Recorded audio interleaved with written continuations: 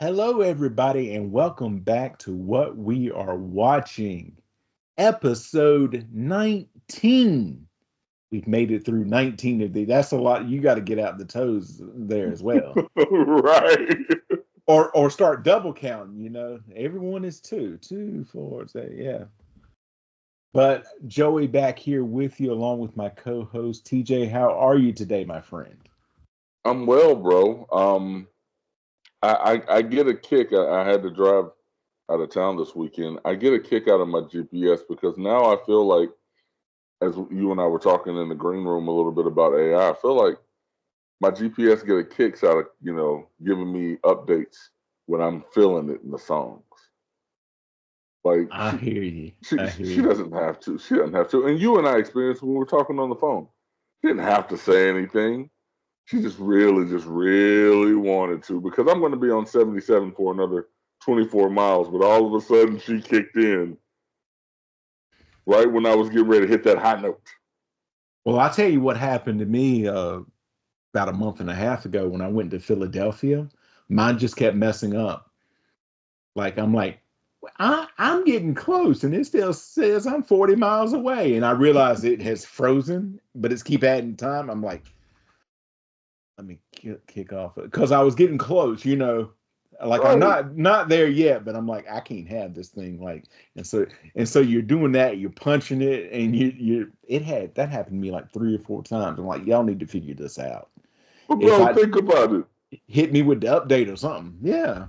You're driving the car and you're like, so you're going to Philadelphia, the city of brotherly love, and you're going to the Coliseum. They've only got one. I'm not sure. This is just me telling a story.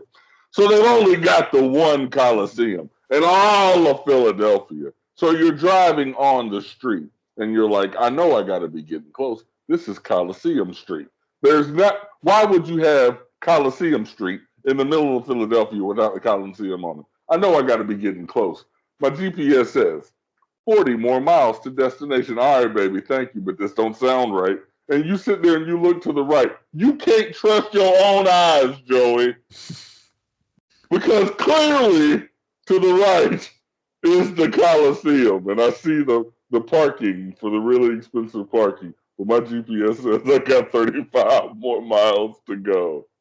Don't That's trust your eyes. You gonna trust it? You gonna trust your GPS, or you gonna trust your own eyes? that's what happened to my buddy and me on Saturday. I said, hey, they've got 800 parking lots around there. They're all letters. I said, I'm just gonna pick A.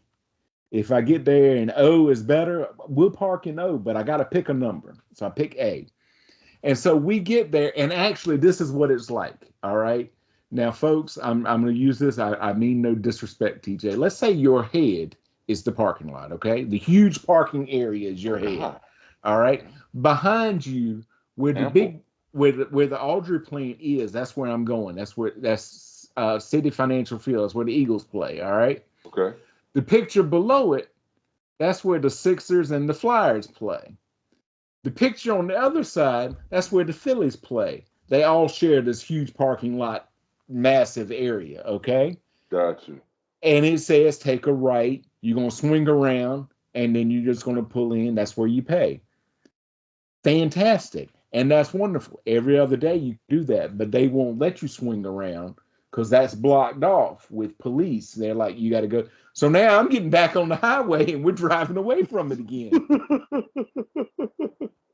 And the GPS is like, don't worry about it. I'll get you back there. I don't know why you missed it because they can't see the police. They're like, it was right. That's they don't say it, but they're thinking it was right there. I did everything but drive the car for you. But don't worry about it. I've got it figured out. Why is GPS so passive aggressive now? Oh, somebody wasn't paying attention. I guess he didn't have his glasses on. Just that they did everything but passive aggressively. No, they were passive. They were just not actively aggressive towards me. Oh God! It's like that episode of King of the Hill. Hank is looking for D batteries. He's asking everybody for help. The one guy said, "Oh, you just missed the door." And he points, and he goes through the door, and he's in the back. When the door's locked. I hate this store. Oh, you just missed it. Go through that door, man. What we watching? So getting back to our subject of The Sopranos, this run of episodes was so good, but it also made me hungry. I was incredibly hungry. In fact, that's what I was going to bring up before we got on to the GPS and all that. I'm like, TJ's the type of person, and I am not disparaging you because I'm right there with you. You need a Johnny cake. All day. Like, tear up a Johnny cake. And I hear how that sounds. And it sounds hilarious. I would tear up a Johnny cake. It does sound hilarious, but if anybody's seen these episodes or watching them, they understand. They understand because they would absolutely. Plus, if we were with Finn that day, we could go up front. We could get a sandwich and anything we want. Anything. We'll be up in a few minutes. We've got to discuss what program we're going to get him into. We'll get him some counseling. It'll be fine. It'll be okay. Like this whole we prefaced it like we talked a little bit about it last week. We knew that a difficult situation was coming whenever we had the conversation about Vito and the foreman. Was it the foreman or was it the security guard? The security guard. That's in this run of episodes. Because I was like, oh, my apologies. Let me be quiet. Let's get to work. That is, we got to discuss that more when we get. That's one of my favorite scenes. No, it was the other way around. What? Son of a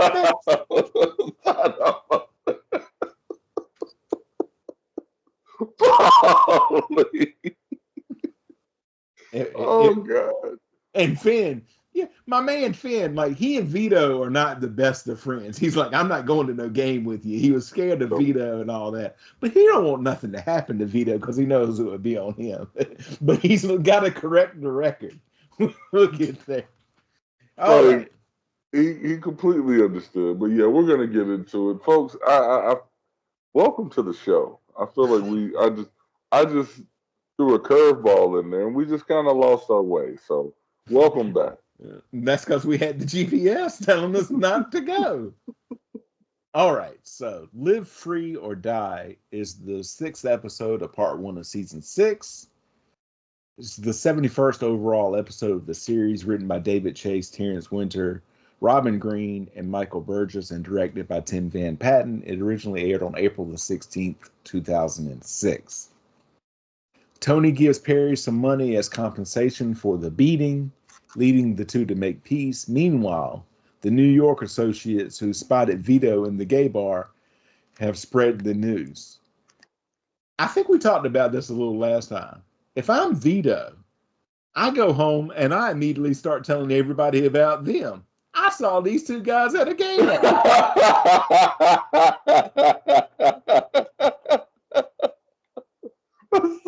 Let's see who knows the most people. Because I think it was not the fact that they saw him at the gay bar. It was partially that. But it was the fact of what he was wearing and while doing the Vito, formerly known as the Pony.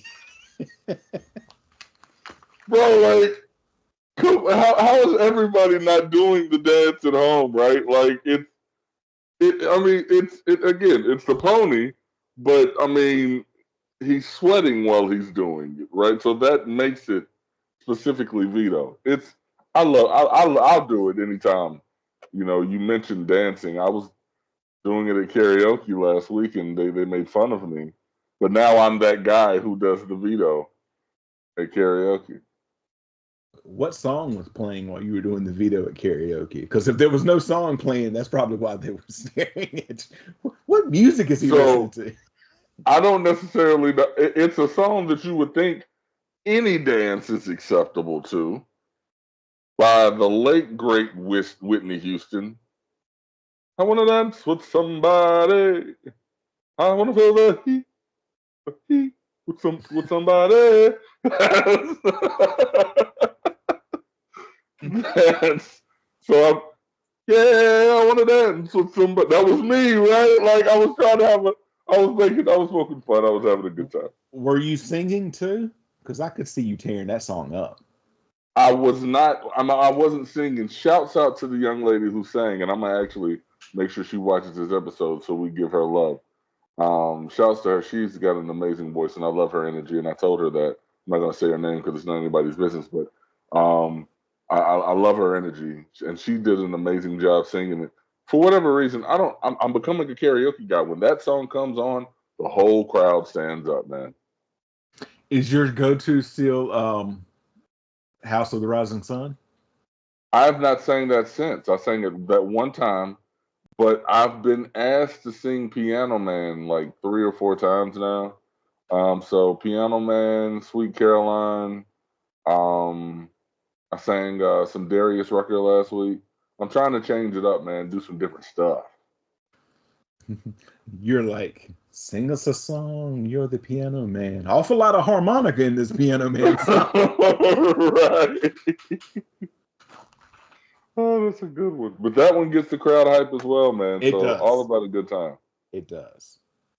Christopher and Murmur hear the story outside of an AA meeting. They are telling you, hey, did you hear about Vito? Then repeated to Tony and his crew at the Bada Bing. Paulie dismisses the news as slander, and Tony insists more proof is needed. Benny, Dante Greco, and Terry Doria visit Vito and his mistress at a beach house on the Jersey Shore where he's been lying low.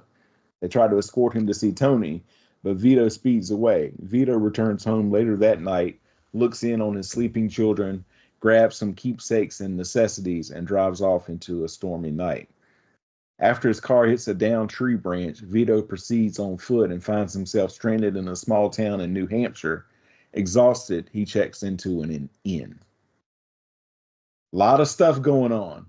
A whole lot of stuff going on. So this part, which I've known that Benny has been in the show, right? But like this particular scene was a big deal for me because when I'm first getting into The Sopranos, it was around this season. I didn't actually, come into it naturally. I came into it midway with friends who were introducing it to me. And the first thing, this is the first episode I saw. And so I'm like, hey, that's the kid from was it Doogie Howser? Doogie Howser. It was his I was friend like, that's Ben. the It was his kid for friend that's Bennett. Yeah.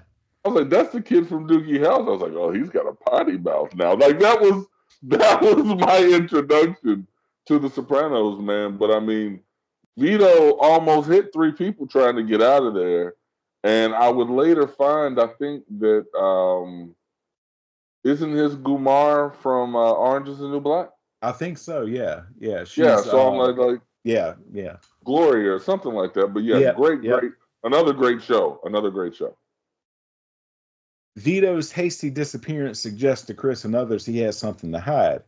Further testimony is gained from Silvio, who remembers Vito phoned him the night he was spotted at a gay bar. After speaking to Vito's wife Marie, this is the quote of the episode so far.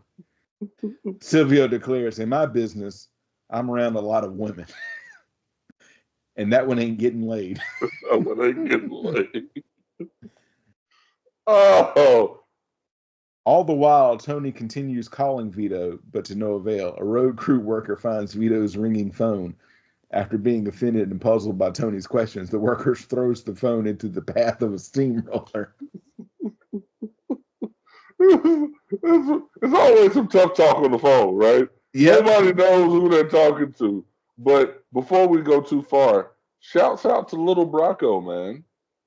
The little baby Bracco. I'm assuming that Lorraine is the older sister, so I'm calling the younger baby Bracco. I mean, I Baby could be Bracco. wrong. I mean, like that could be a sore subject between the sisters. That the younger one actually is the older one. Meadow reveals to Carmela and Rosalie that Finn witnessed Vito performing oral sex on a security guard. Tony No. takes Finn to the back room of Satriel's and asks him to repeat the story for the crew. The reactions range from laughter to immediately calls for Vito's execution. Finn is terrified after the interrogation. So when the security guard was blowing him, no, it was the other way around. Son of a bitch! Because what we're learning is there are exceptions. There are exceptions. I mean, obviously, we'll get into a little bit more when we get into, Tony's conversation with Dr. Melfi. But for there to be such a visceral reaction to, oh, no, no, no, it was the other way around, there seems to be some exception.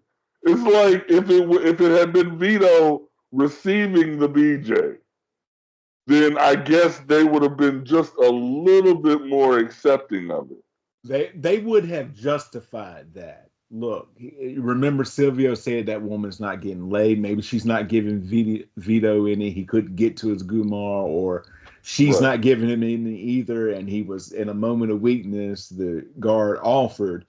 But when he says, no, it was the other way around, that's the line they can't cross. Can't cross that line. And they so at that moment, death to Vito for every that's what everybody is saying at that point. So yeah, it again, and we're going to get into the conversation with Tony and Melfi, and I got points there that I want to make, so I'll save it. Meadow has her values questioned when she sympathizes with an Afghan Muslim family whose son was detained by police. When she said George W. Bush's policies are eroding the society's constitutional protections, Tony teases her while Carmela says she voted for him. Meadow starts a new internship at a law firm which handles white-collar crimes. She later discusses a case from her new job while smoking marijuana with Finn, but they argue over Johnny's treatment by the government at his daughter's wedding, which we talked about last time. Finn challenges Meadow's rationalizations of her father's business as Italian tradition and notes her hypocrisy since Tony's crew is poised to punish Vito over his sexual orientation. Meadow storms out. Meadow can't handle that. Well, it's weird now because now we're starting to see more of how Meadow really feels about her father's business. Mm-hmm. Which is why, I mean, it's weird. I think we talked about this when we were talking about the commercial from the Super Bowl, and I was like, if you were going to continue the show and Janice wasn't the boss, Meadow made the most sense. Right. Because, I mean, this is even going back to when, you're dealing with deaths and how dare you talk about this with outsiders. And I mean, it's yeah. So, I mean, we're seeing more, so she knows who her father is. I mean, we knew this at the college episode. Yeah, seeds have been planted this entire time. You're exactly right. You don't discuss this with outsiders and all of that. Yep. And also with this, Finn is exactly right here. But to Meadow, I can call them on their shit. But you can't because you're not family, you're not on the inside. You don't know what all goes into this, so you can't pass judgment. Meadows' mention of terrorists prompts Tony to ask Chris if his Arabic friends Ahmed and Muhammad are possibly Al-Qaeda's. Chris tells Tony the pair seem too tolerant and Americanized to be terrorists, but is somewhat concerned by the suggestion. After Tony gives Vito's construction business to Carlo, the capo reveals that some members of the crew desire to kill Vito. Tony, who expresses to Dr. Melfi his ambivalence over Vito's sexual orientation, manages to quell calls for bloodshed while he considers the impact of Vito's death on his family and on his own income. After Tony suggests to Silvio he will not go after Vito, Silvio notes Tony's men will use clemency as an excuse to kick up even less money. So now Dr. Milfy makes the connection between the homosexual behavior and the awkwardness or the anger that is derived from his business partners. Right. You know, y'all serve time. Serving time is a regular thing in y'all business. So you saying nothing ever goes down? Oh, it's understood when you're in there, you do what you got to do to pass time. What? The more of these unwritten rules Right. that So how everybody's supposed to just automatically understand. everybody just supposed to know and understand? And I'm saying, how do you hit a moving target? You know, because it's acceptable here, but not here. You know, how long are you in before maybe that's your preference now? And it's maybe except well, they say, well, hell, Johnny was in for 30 years, man. I mean, you know, what do you, I mean, so it's just like not trying to because, you know, I mean Vito's a murderer. It's not like I'm trying to defend Right. Vito, Right. but it's just like for anybody else, you really don't know what the okay is because there's so many unwritten rules. Right. And that this way of thinking is very prevalent if you go and look for it. You can easily find, and they're like, what are you talking about? There's nothing wrong with it. I'm not gay and Right. and all of that. Like there was I won't even give you the circumstances behind it, but a conversation I was told one time. Somebody introduced somebody else. This is so and so. He says, "Hi, I'm so and so. I'm a non-practicing homosexual." And the other person says, "Well, then how do you know?"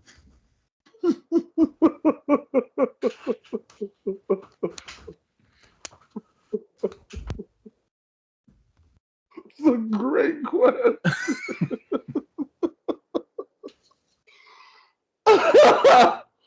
Oh, that's an amazing question.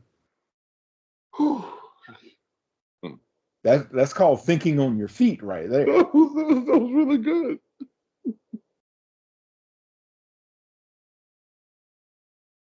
Phil arrives to comfort his distraught cousin Marie.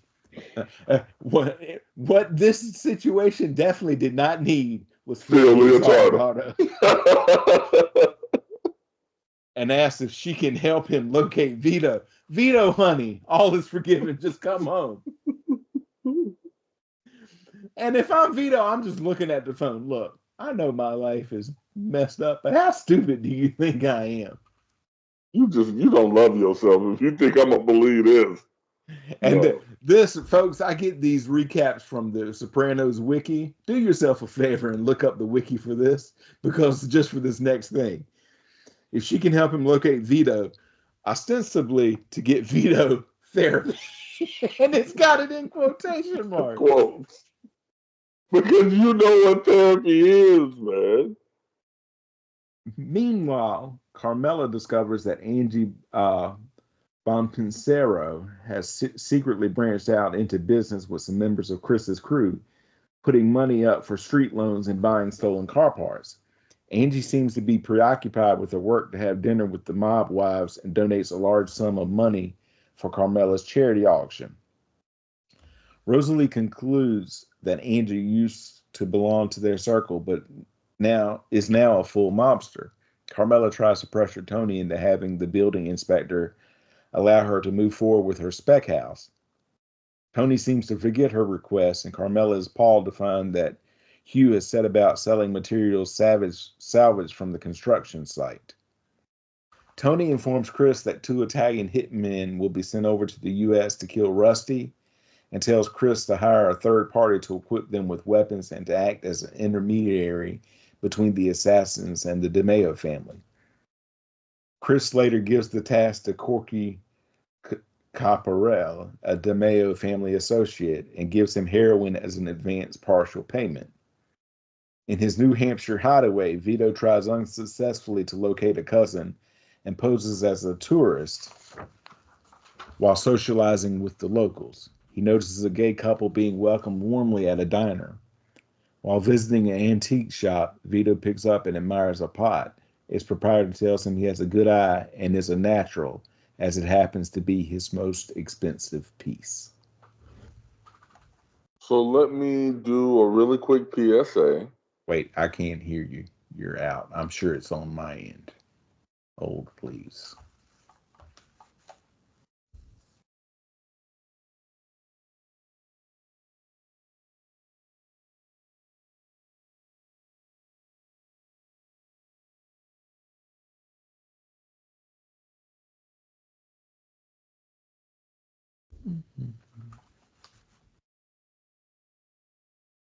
All good?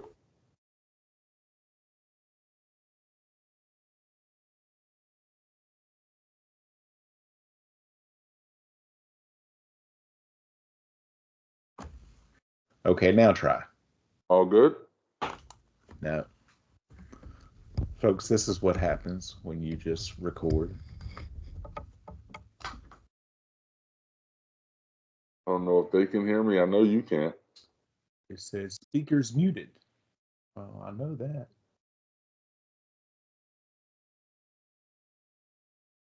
I'm muted. Hello? No, I can hear you. I can hear you now. That was weird. I don't know what Hey, happened. all right. So yes, it was the most expensive piece. So I had a quick PSA before we move past this point because something I want to make sure that I get out there. Because you and I have a very, I'll say, interesting past when it comes to heroin. So here's what I will say to anyone who is recovering from heroin. Now, while I have never done heroin, I'm not going to pass judgment on you. But if you are a recovering heroin addict and in the shady business to where you're going to pay somebody with heroin, hear me out. I'm not a genius because, again, I've never done heroin, but don't let them do heroin in front of you Smart. because you're trying to get away from it. And I understand you're shady dealings, baby. You're doing shady deals. I get it. Sometimes you got to do shady deals. Just don't let him do the heroin in front of you, because you're gonna be back down that road in no time. I'm just saying. If you've got to bring heroin into it, have somebody sell the heroin first, give you the money, and you give the people the money. And then they can do with it what they please. Boom. You don't even have to see the heroin. You don't. If there has to be heroin involved, make it heroin you don't have to see. We need one of those the more you know things that The just goes the more more you you know. real quick, just going off on a tangent here. You said that you saw this episode and you're like, hey, that's Vinny from Doogie Howser. Yeah. I was watching a rerun of Murder She Wrote, and old Neil Patrick Harris was on there in a kind of a supporting role. Like he wasn't the person that got killed for a while. He was like the person that they thought committed the murder, but he's playing a teenager. You know, he's not. I'm like, wasn't this around the time he was doing Doogie Howser? Why is he doing it? I was just, and I looked it up and I'm like, wait, the finale of Doogie Howser happened 2 weeks before this episode was filmed.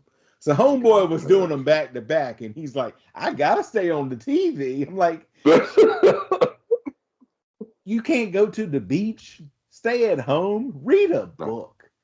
I no. understand you want to be there with your career. I understand. I can understand and appreciate that. I really can. But 2 weeks later, 2 weeks later, he is a murder suspect.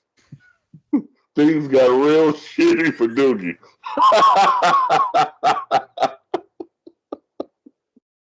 Oh, Wanda. he's like, got to buy a lock. Then he keeps coming through the window. Booked a murder, she wrote. That's it. That's it. NPH. All right, so we've got a bit of trivia for this episode. The title refers to the New Hampshire state motto, which is live free or die. Breaking Bad has an episode with the same title, also representing a character on the run. All right. Oh, yeah. Mm-hmm. Hey. Look, Everything folks, is connected. get in the comments. If y'all want Breaking Bad next, get in the comments. We've got like Get 800, signs. 800 things to do next. We can put it into queue. That's it. That's it. That's all we can do. Luxury Lounge is the 7th episode of part 1 of season 6 of The Sopranos. It's the 72nd overall episode of the series, written by Matt Weiner and directed by Danny Lanier. It originally aired on April the 23rd, 2006.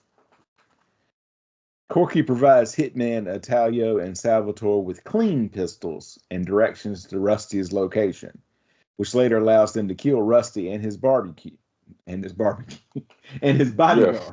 His bodyguard, whose name Gotta was get rid of that. Barbecue. Gotta get rid of that barbecue, baby. This is his nickname, Barbecue. He roasted. They roasted it.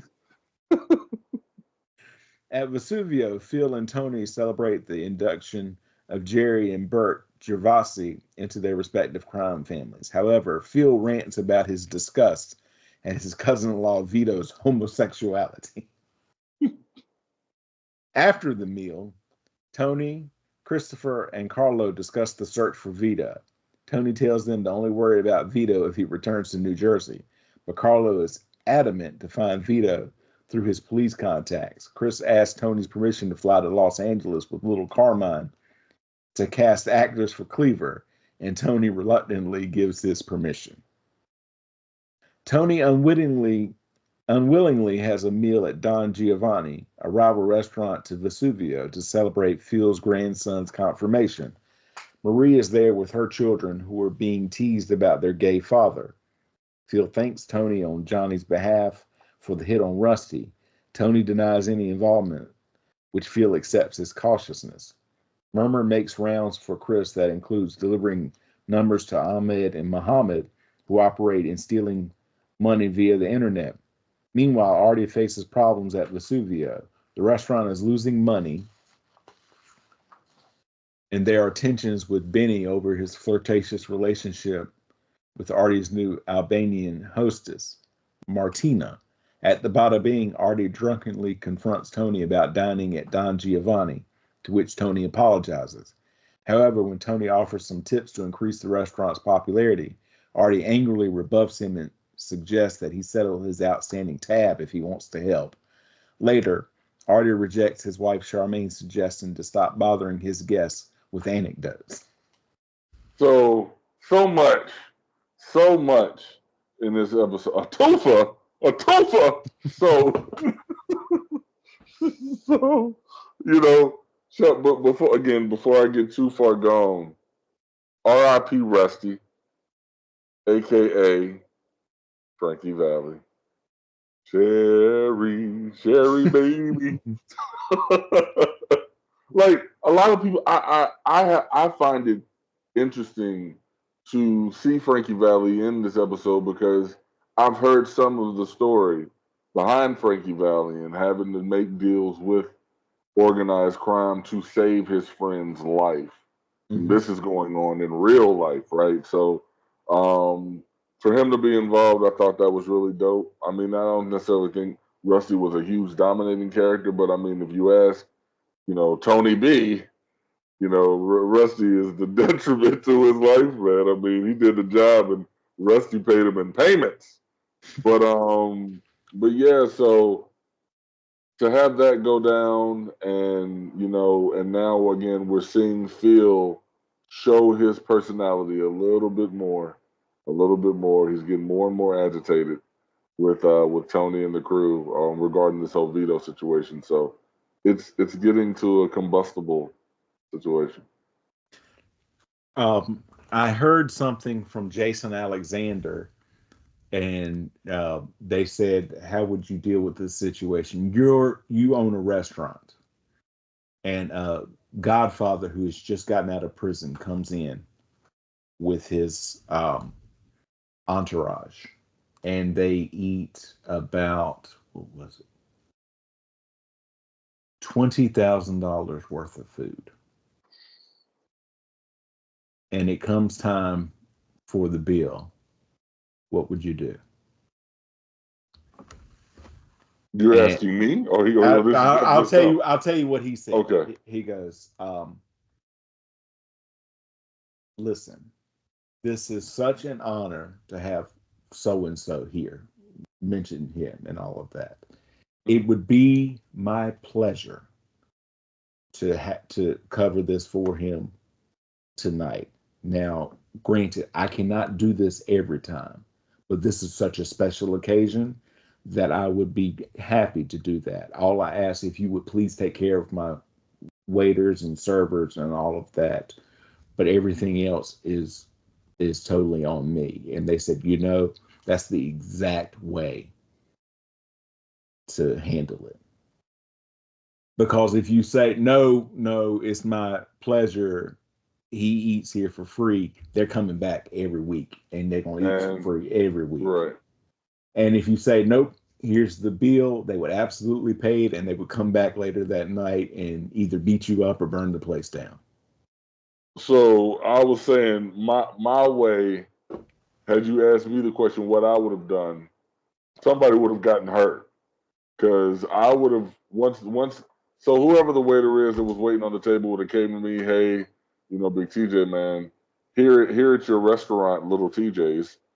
The mob boss came, and he loves your home fried potatoes, and he ordered 16 dozen of your homemade Rice Krispie treats. He really likes them, but the tab has gotten over $25,000. He doesn't want to pay." And I'd be like, "All right, give me 1 second. I'm gonna go in the back in the employee lounge of this restaurant, Little TJ's, and I'm gonna find the employee Spider, and I'm gonna say, 'Come here, Spider. Take this here bill to that there table, and don't come back without the money or a gunshot in the foot.'" And Spider is going Wouldn't you to know who? Wouldn't you know who won the pony?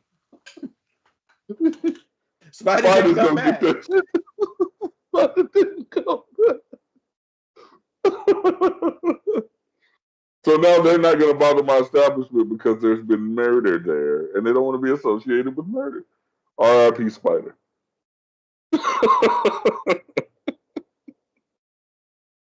I could see you as a member of that party though at the table. Y'all ain't got a blondie. So mad. Wait, y'all don't have any dessert at all? Not even a blondie? Because They're like, "We're not in the dessert business." I'm like, we can order an appetizer. Not even a blondie. not even a blondie? Jeez. Oh, You don't have a sponge cake. nothing.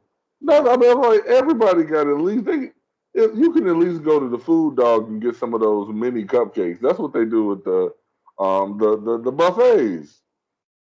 Some buffets, they're not dessert places, but they'll go to a grocery store and get some cupcakes and put them on ice. You couldn't even give me that. But you had these really good cheese curds.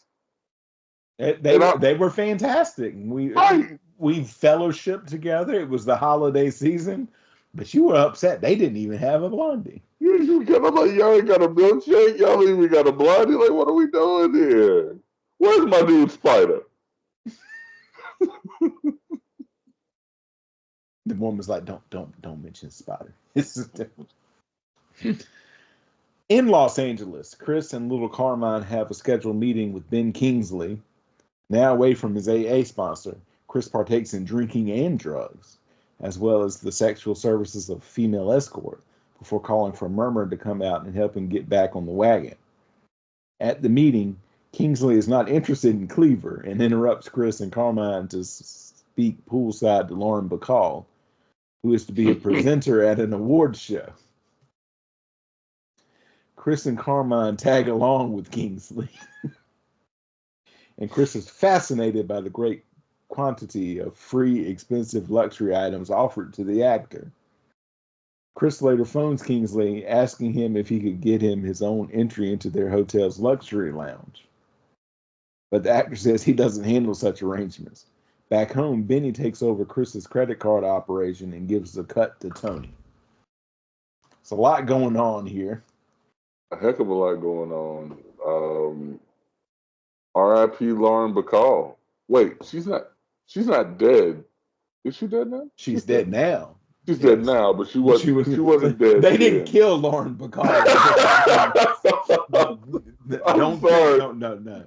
I'm just saying because that fall that she took was anything but. Like you had to feel for her. But then the excess that Chris got to see, and this was very alluring for him because he's seeing essentially the same excess that he sees in his own life because he's passing around fur coats and DVD players and boxes of wine and cigarettes and things like that. But there's so much danger that's affiliated with it. Whereas these Hollywood types are walking around picking and choosing what they want, saying, "Hey, I'll take that, not for me, but my deaf maid's nephew has a quinceañera and I can give them the watch." I'm like, it's like you are so far removed from where you're going to give this gift. You're just swimming in so much stuff. So I think that was definitely alluring to Christopher to be like, you know what, maybe this is the lifestyle for me. Vesuvio's financial woes continue when Artie gets a visit from fraud investigators for American Express. They inform Artie someone has been stealing credit card numbers from his customers and that they must suspend the restaurant's card usage as a precaution. After an emotional staff meeting, Artie learns Martina helped Benny steal credit card numbers from the restaurant and fires her. Furious, Artie goes to Benny's house in the middle of the night and they get into a fistfight. Artie leaves a bloody Benny at his porch. Tony meets with the two men and compels them to make peace. At Tony's insistence, Benny's parents have their anniversary dinner at Vesuvio. Artie makes a tableside visit during their meal in front of Benny's pregnant wife, Jen. Artie makes a thinly veiled reference to his affair with Martina. Benny follows him into the kitchen and forces Artie's right hand into a boiling pot of tomato sauce, burning him severely. The sauce. None of the sauce. Artie. Bro, if Artie is not Tony's childhood friend, he's R.I.P. Artie at least 4 or 5 times before this. The fact that Benny is not a made guy doesn't matter. Like, this dude is going above and beyond. Now, yeah, I get it. Some crappy things have happened to him, right? Like, his father's restaurant was blown up. that was that faulty. It was equipment. Faulty wires. Faulty wires. But from that, you get New Vesuvio. Right. But it's like, bro, everybody's trying to tell you what it is. Nobody wants to hear your stories, man. Nobody wants to hear your stories, but he can't hear it. He can't hear it. He's just got so much animosity built up in him. All these people, all these characters are dealing with all these mental health things you just really want to just dissect. Because I feel like Artie wants that criminal life. I feel like he wants to be a mobster. Right. Carmine informs Chris that Kingsley has turned down Cleaver. Murmur arrives in L.A. and finds an intoxicated Chris in his hotel room. Once he sobers up, the two find Kingsley in an elevator and try to subtly convince him to gain access into the luxury lounge. Kingsley admits lavish presents for celebrities are obscene, but says he gives most of them to charity. He blurts out that awards presenters get free goods worth around $30,000. Outside of the award show, a masked Chris mugs Bacall, punching her and stealing her gift bag. Oh, He flies back to New Jersey on Kingsley's plane, to the latter's dismay. When he gets home, Chris offers Tony some of the stolen goods. Tony is more concerned with Chris's lack of focus, blaming his absence for the feud between Artie and Benny.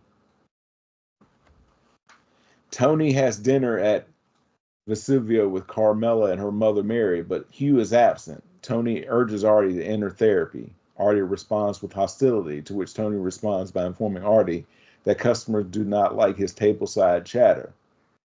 Tony suggests to the shocked Artie that he stay in the kitchen and departs.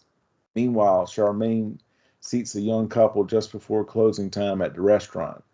Artie tells Charmaine to tell the guests that they will have to eat whatever he prepares since the staff has left for the evening and there are barely any supplies left.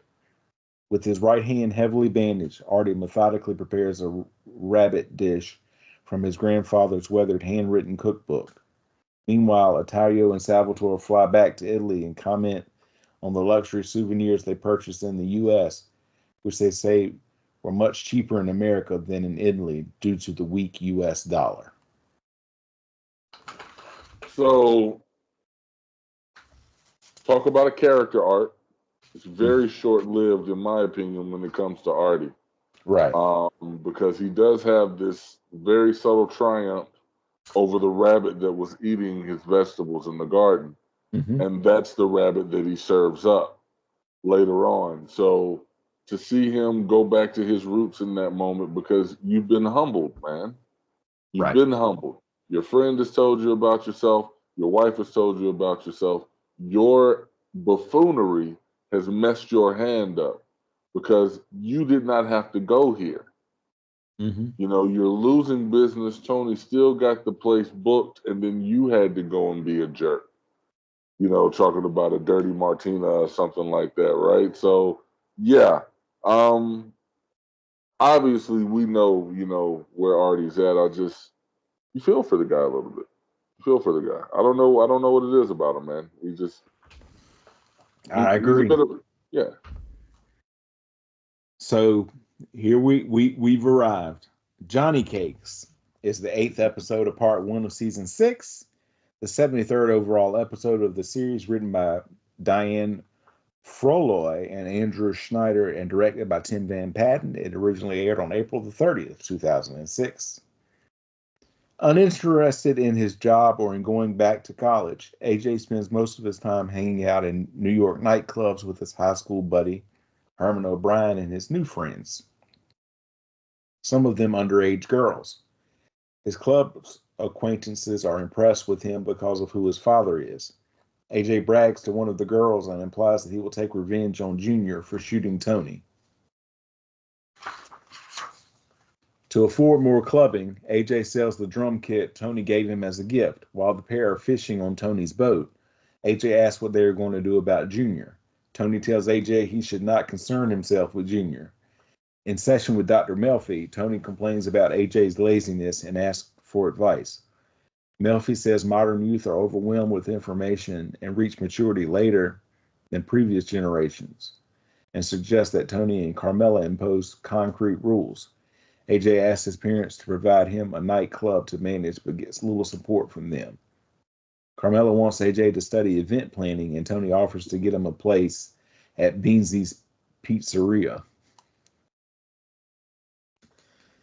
One day, AJ tries to get up early, but ends up sleeping past noon. At Carmela's urging to do something important, as he planned, AJ takes a knife and visits Junior in the mental hospital. When Junior sees AJ, he begs him to take him home. Petrified, AJ drops the knife and is tackled by orderlies as he tries to escape.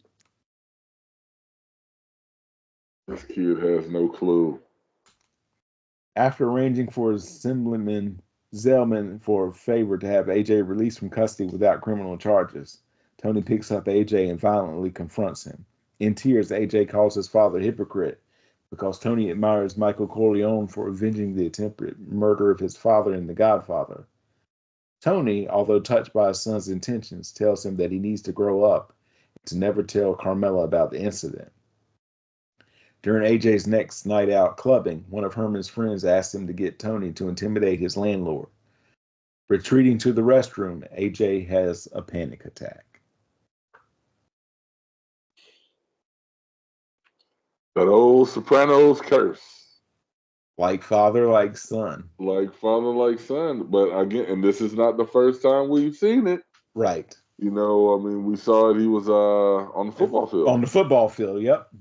Yeah. So I I don't know what to say about AJ, bro, because I feel like a lot of times I rag on him, but he does a lot of rag worthy things, right? Like He does. he makes a lot of poor choices, and it stinks because it doesn't have to be this way, Right. you know. But I'll wait. Go ahead. I'm reminded of season one AJ, and we make fun of that, yeah, Uh-uh. yeah, and What are all of you that. talking about? But then you think back to the beginning of season two, where he's putting on the suit, and then he has the conversation with Big Pussy, and he wants to grow up so badly and have the trappings of being an adult, quote unquote, without actually growing up. Yeah. Dude, you can't be sleeping until noon every day. It's one thing. Okay, I get you tried to wake up and you didn't get up until noon, but you got to try harder. Well, but it's a product of the environment. You know, Right. he didn't come up to Uncle Junior and Tony like he came into the world to his father, who's not the boss, Right. but he gets all the benefits of being the boss, and subsequently doesn't have to do anything for it. Just based on his name, people give him things. He gets money. AJ sees him go on trips. We get on the boat. We go to games, and he doesn't really see what his dad does. He just sees the benefit. And whenever he looks at his dad is lazy, laying in the pool, eating, drinking, he's not working a 9 to 5. Right. So essentially, AJ is seeing that and like that's life. All the money, all the benefits, none of the work. Right. So But I mean, it's hard to hate on them, but I mean that's I was also thinking AJ could not have handled what Tony had to handle growing up. Could you imagine AJ getting needled by a junior for not being, he was never a varsity athlete. AJ AJ, actually. AJ would have seriously hurt himself Oh if yeah. he had gotten half of what Tony got. Well, but the thing about it is, what you are tempted to believe. I'm tempted to believe that AJ would be Tony.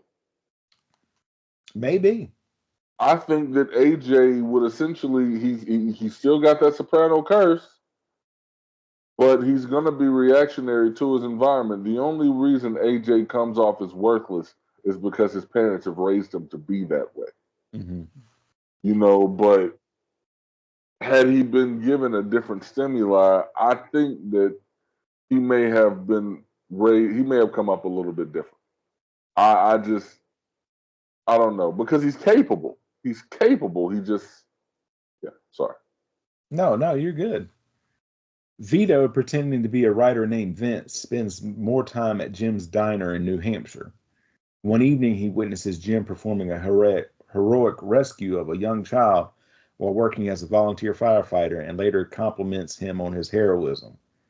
Jim, who is revealed to also be a father, takes an interest in Vito's book and questions him about the lonely life of a writer. Meanwhile, Vito steals a cell phone of a fellow guest at his bed and breakfast and calls his wife Marie. She begs him to come home and tells him that Phil wishes to put him through treatment for Vito's homosexuality. Treatment is again in quotes. In quotes. Vito tells her not to trust Phil and instructs her where to find $30,000 cash in the house. Marie puts their son on the phone, and Vito has a brief, pained conversation with him. Vito spends an evening with Jim and other firefighters at a local roadhouse. Later, after admiring Jim's motorcycle in the parking lot, Vito rejects his sexual advances. The two throw punches, and Jim leaves Vito beaten. Days later, Vito goes back to the diner to reconcile, telling Jim that sometimes you tell a lie so long you don't know when you are safe, and the two decide to patch things up.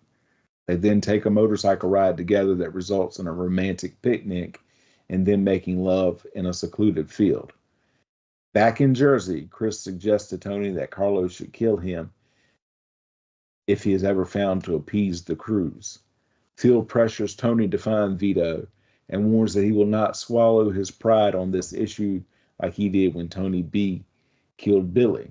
Phil tells Tony that if his father was around, there wouldn't be any discussion about Vito's fate.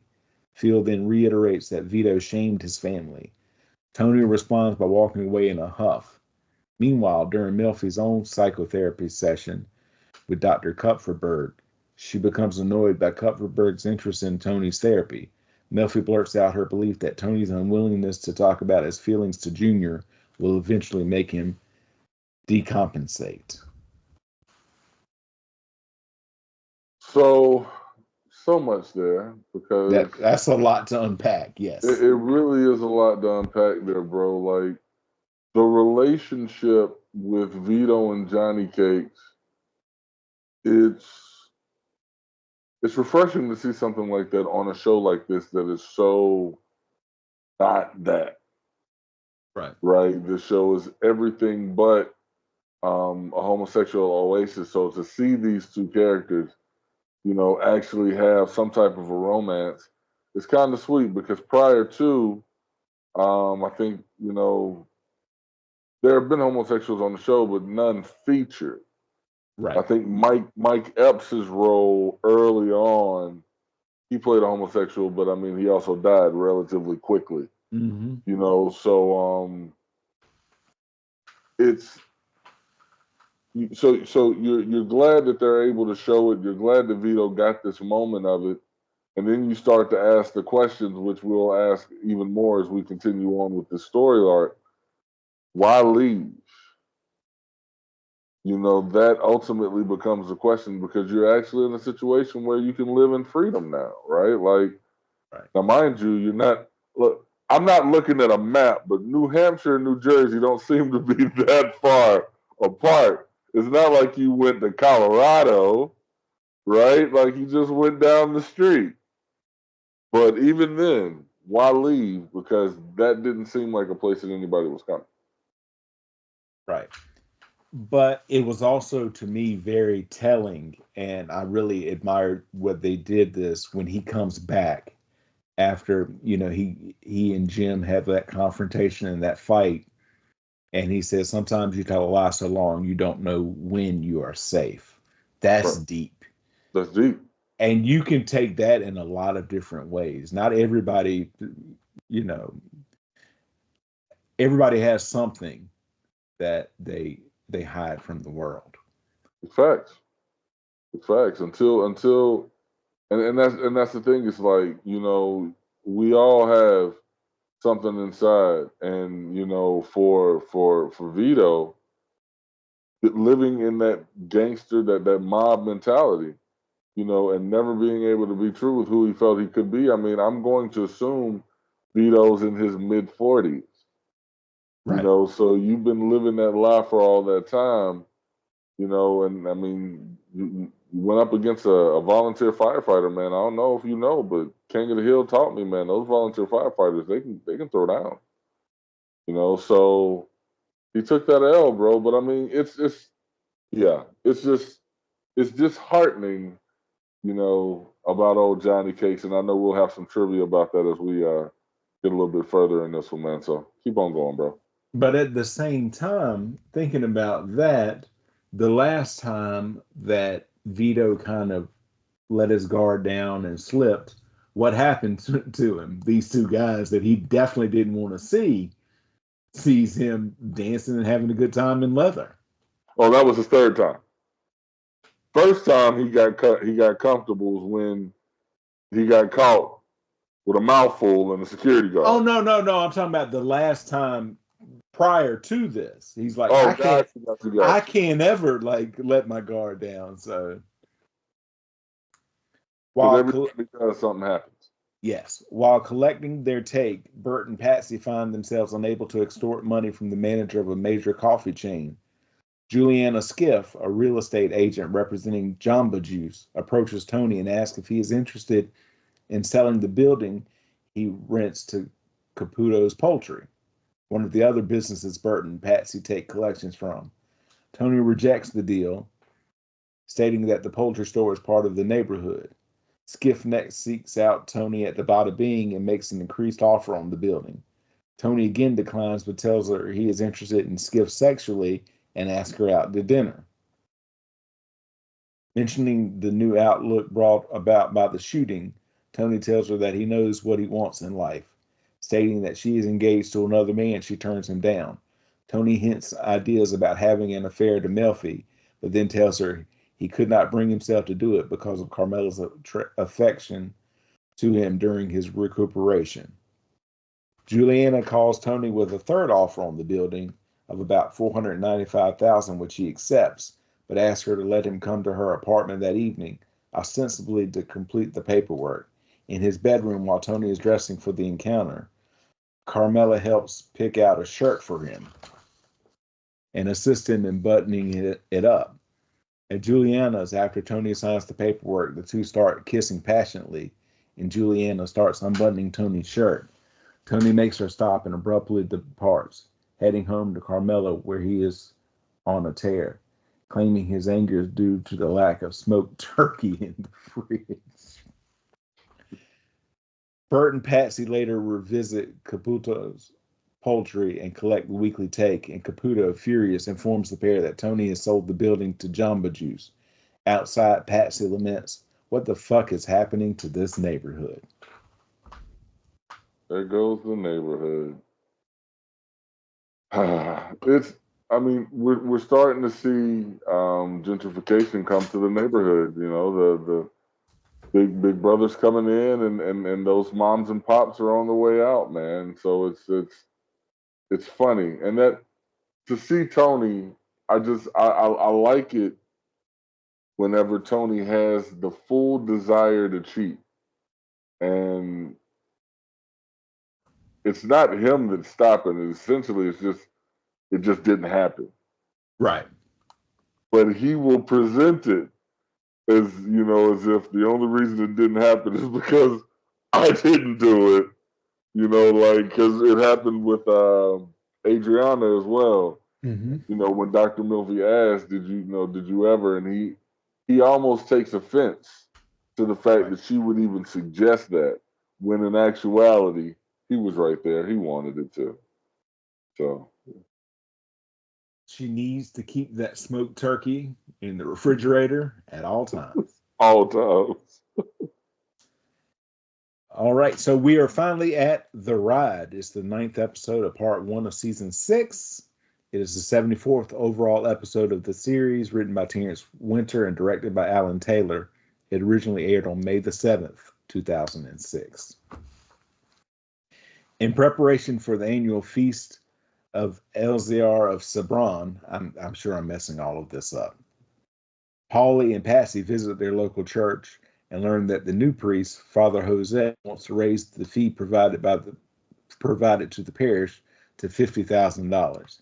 When Polly refuses to pay, Father Jose tells them they will not be able to use the traditional golden hat put on the statue of the saint. Chris is told by his girlfriend Kelly that she is pregnant. She tells Chris that she will get an abortion, but he instead suggests they get married in Atlantic City. Chris mentions how much he wanted to have a child with Adriana and tells Kelly that his ex is probably having some other guy's babies now. Later, Chris enters the Bada Bing, where his surprised crew offer a toast to his new family. Chris and Kelly impulsively purchase a large house. First off, why he knows Adriana's dead. Why does he even have to add insult to her name? Like, bro, you know she's gone. She's still in long-term parking. Why do you even need to speak ill on her name, man?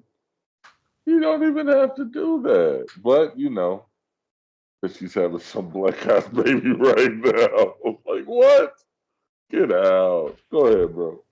On their way home from a trip to Pennsylvania, Chris and Tony make a bathroom stop and witness two bikers stealing crates of 1986 Chateau Pichon Longueville Comtesse de Lalande wine from a liquor store. I messed Yeah. all of that up, but it was 1986. It was a good year. We're the Vipers.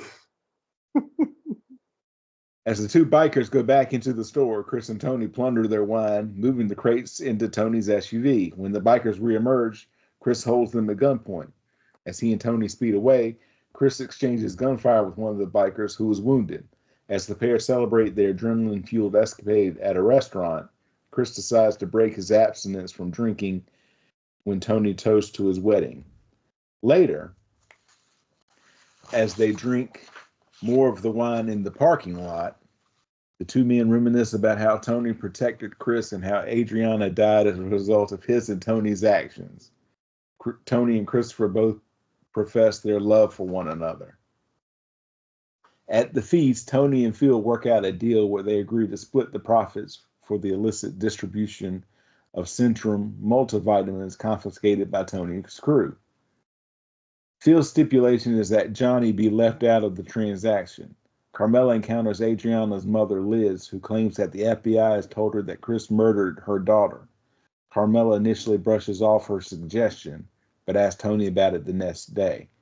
He insists that it would have been impossible for Chris to have gotten away with killing his fiancée. Meanwhile, Chris pays Corky for the hit on Rusty, part of which includes heroin. Chris ends up using heroin and ecstasy with Corky, spending the night vomiting and in a stone stupor. He bonds with a stray dog at the feast. So, Liana Lacerva, coolest name.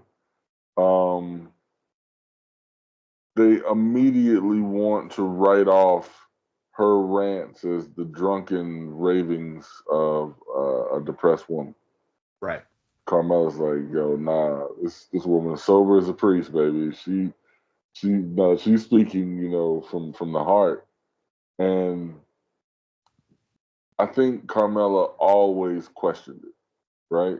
Like it didn't make There's sense. something off. Right. She would have at least called and said, "Hey, I can't take this anymore. I'm leaving, Chris. Take Right, care of because yourself." Or yeah. every time Christopher whooped her ass, she went to somebody that she knew to talk to them to be like, so it's hard to believe that she would just leave and not say anything to anybody. So yeah, so now with her getting that her seeing her mom at the feast like that, I think that just opened up old wounds. And I'm going to mix shows here, but much to Hank Hill's chagrin, Tony plays a little bit of lawyer ball with saying it would have been impossible for Chris to get away with murdering his fiancee. Yep. Because everybody knows Chris didn't murder his fiancee. He didn't. He definitely did not. He did not. He knows exactly who did, but he knows Christopher did not do it. Right. And Hank Hill would have been over in the corner. Don't play lawyer ball. Don't play lawyer ball with me. He especially doesn't like magicians. But that's a whole other time. I tell you what. Several parishioners notice that the statue is missing its gold hat. Where's his gold hat? And they're not quiet about it either. No, they did not hesitate at all. Like, bro, if you are 5 blocks down the road, you knew he didn't have his gold hat on way before he got out. And as soon as they came outside, oh, wait, where's his gold hat?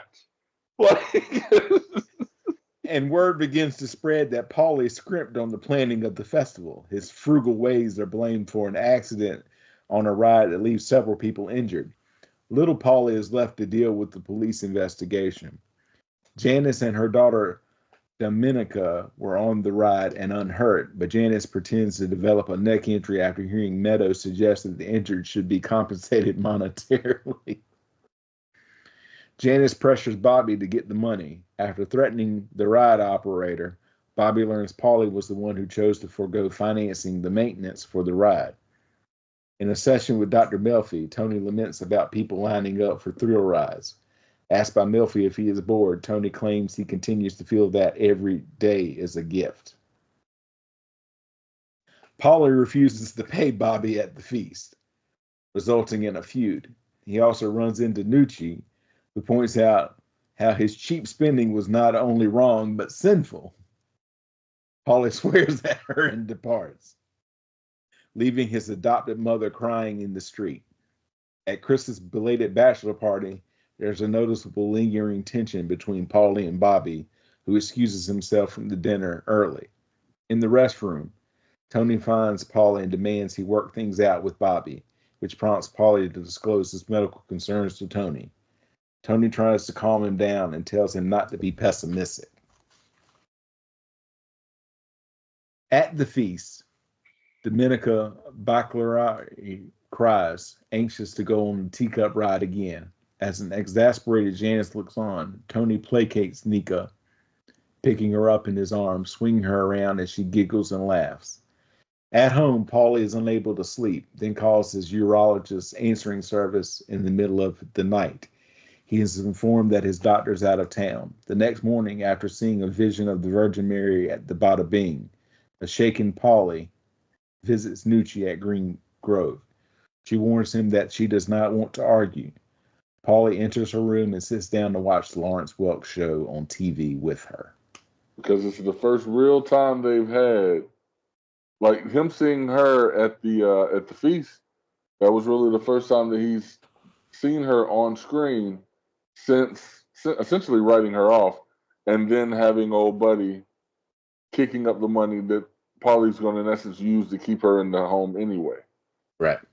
So like, yeah, it for him to go back there, and I mean it's a really sweet sentiment that at the end of the day you can always go home to your mom. Your Right. mom is who you make it. You know, she might not give birth to you, but your mom is who you make it. You But she know, raised him as her own. she Yeah. raised him as her own, right? So that was it made sense for him to go there. But his actions are what causes so much turmoil between him and Tony. I mean, it's always something with Paula. It's always something. Always something. Like always something. So it's like, how can you, if you are a boss and you're sitting here like your number one earners on the lam, you know, the only other guy, the other guys you got are steady, but you got this one guy who's one of your oldest guys, and he's constantly messing up. You know, like I get why Tony had some of the thoughts that he has, you know, a little bit later on, and we'll get to that later, man. But I can see it. He's impulsive. Something goes wrong every time you send him to do a collection. And it's always somebody else's fault. It's always somebody else's fault. Because, you know, if you know anything about The Sopranos, there are certain episodes that have like this mystique around them. Like we're getting probably the next episode, I believe we get to the finale.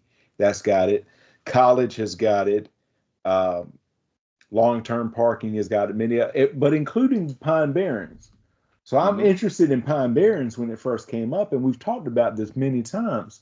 I thought that the Russian was going to say, go screw yourself, and that's when they get into the whole thing. No, he had the money. Yep, had it. And Paulie just can't let things go.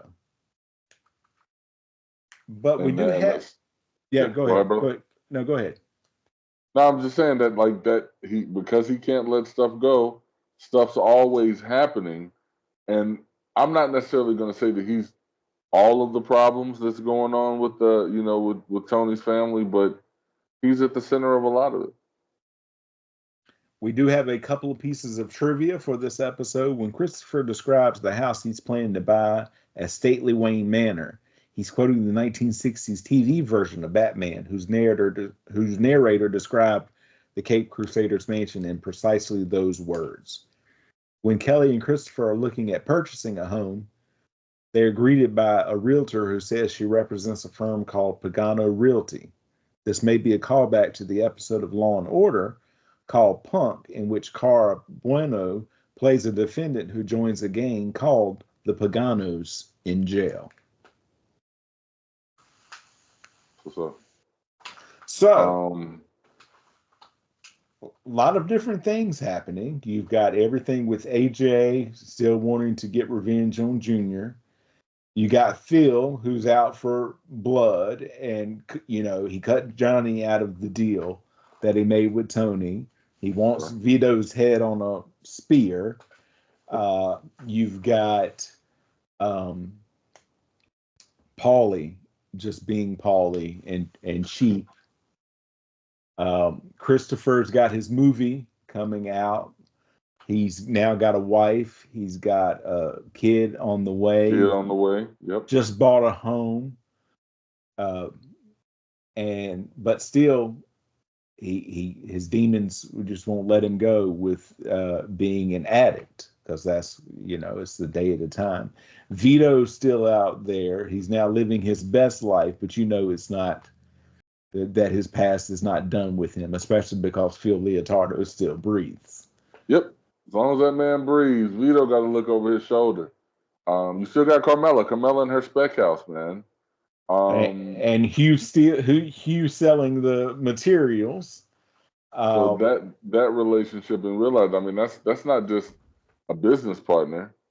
That's her dad. I mean, so that's the complexities of that one have to play out as well.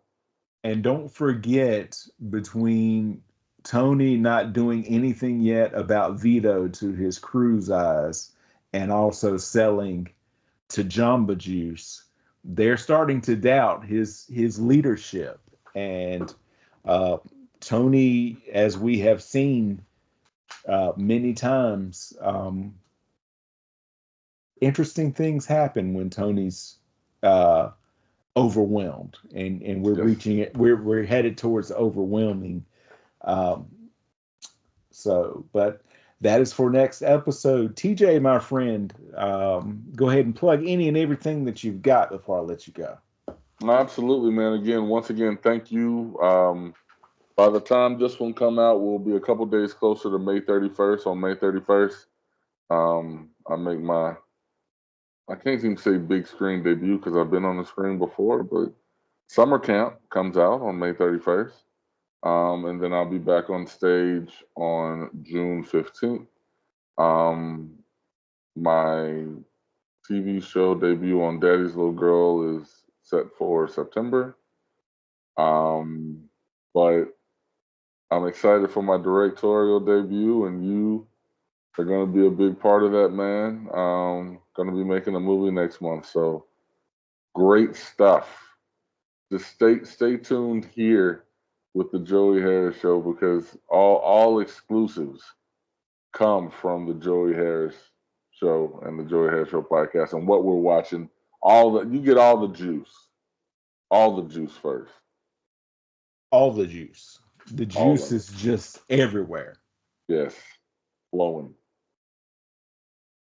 But we wanted some pulp. We don't want a lot of pulp. No. Look, that's just Tony. That's just Tony. That's just Tony. You know how I feel about that mess. Keep that pulp away from me. If you have to have pulp, just eat an orange. Somewhere our friend Nan, her head is exploding and she doesn't know why. And she does not even know why, bro. She's so pissed right now. Why does this Toyota keep trying to go into the ditch? Keep the Prius between the lines. That's it. Good times, though, brother. Thanks for having me as always, man. Quick antidote for you, my friend. She sent me something 2 weeks ago, and it was like, Fayetteville might need to up its game. and it was 3 Waffle Houses right in a row on a street in Atlanta.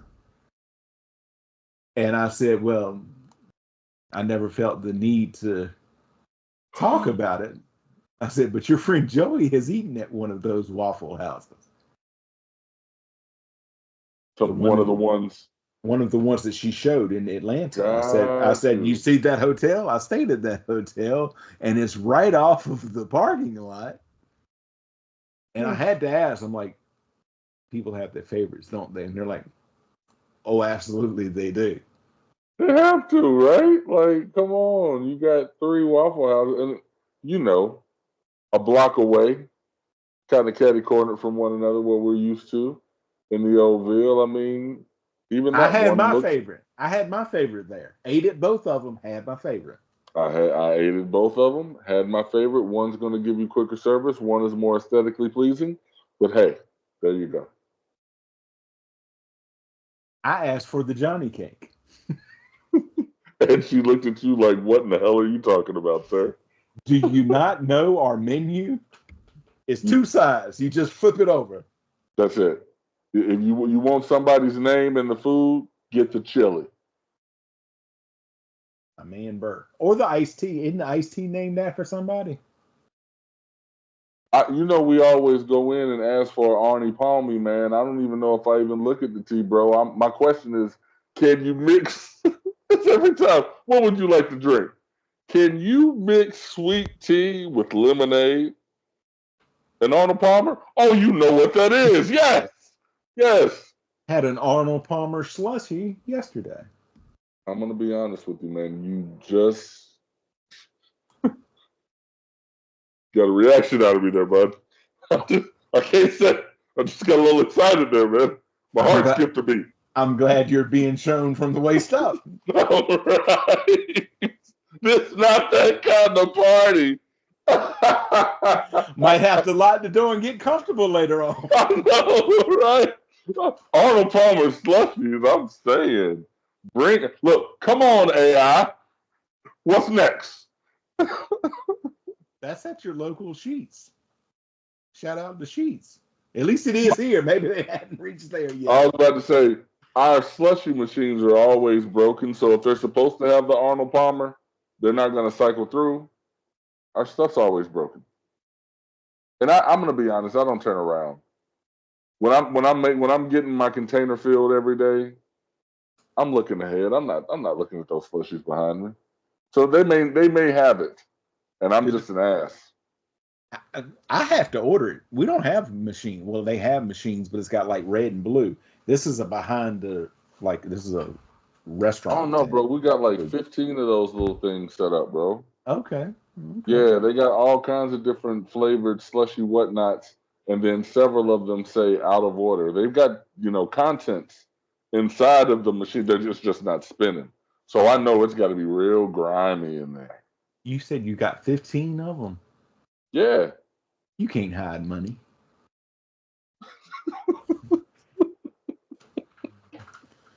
Do you ever watch New Girl? And then I promise I'll let you go. This is like the after show, folks. This is like you ever watch New Hey. Girl? Yeah. I mean, it's been a while, but yes. You ever seen that episode where Jess thinks Nick is talking about getting with Cece, and he's actually talking about Cece wants to buy a popcorn machine for the bar? And Jess gets offended because she thinks that he's talking about Cece's nasty, and he's actually talking about cleaning the popcorn machine. I know what you're talking I know what you're talking about, but listen, you never really can get them real clean. No, you can't get them. They might have special solvents or cleaners that, believe me, it's more trouble than it's worth. And as somebody who inherited a popcorn machine, I can tell you that my friend is telling the truth. Real big time facts. Popcorn machines take work, bro. Like You popcorn machines take work. good. I mean, that popcorn is the best popcorn. You throw a little salt on it. I don't like mine over salty. You throw a little salt on it, it's the best.